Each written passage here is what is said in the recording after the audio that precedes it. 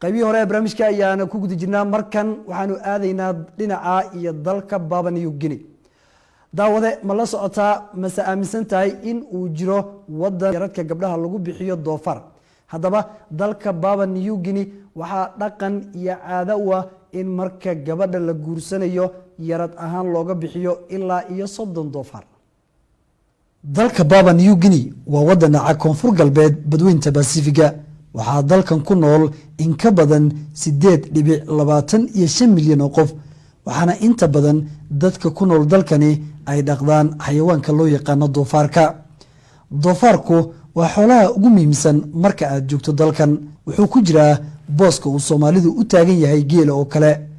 waxaa halkii doofaar dalkan lagu kala iibsadaa qiimo lacageed oo dhan boqolkiina oo ah lacagta laga isticmaalo dalkaasi una dhigata 500 oo dollarka Mareykanka ah. sida caadada ah marka la guursanayo gabadha waxaa la kala qaataa yarad, sooriyo ama guf, qofba sida uu yaqaano. balse dalka Papua New Guinea waxaa shardi ah in gabadha marka aad guursanayso aad qoyskeeda yarad ahaan u siiso 30 doofaar.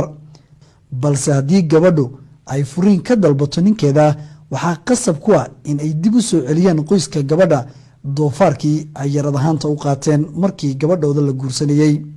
guud ahaan hilibka ugu badan ee laga isticmaalo dalka Papua New Guinea ayaa hilibka doofaarka, waxaana sidoo kale uu yahay hilibka ugu muhiimsan ee la qalo marka aad qof marti soorayso ama soo dhaweynayso. sidoo kale bulshada ku dhaqan dalkan waa Papua New Guinea ayaa qabta sanad kasta munaasabad dhaqameedyo kuwaas oo lagu qalayo boqolaal doofaar. dadka dalkan ku nool waxay ku tartamaan haysashada iyo dhaqashada doofaarka, maadaama doofaarku uu yahay xoolaha ugu muhiimsan ee dalkan laga dhaqdo.